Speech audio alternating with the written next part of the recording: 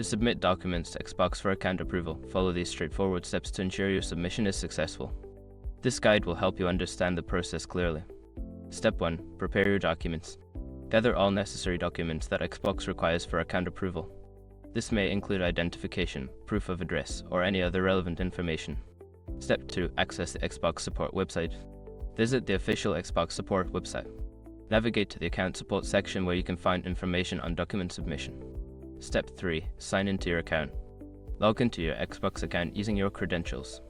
This step is essential to link your document submission to your specific account. Step 4. Locate the document submission form. Find the document submission form on the support page. This may be under a section related to account verification or approval. Step 5. Upload your documents. Follow the instructions on the form to upload your prepared documents. Ensure that all files are in the correct format and meet any size requirements specified. Once you have completed these steps, you should receive a confirmation of your submission. Keep an eye on your email for any updates regarding your account approval.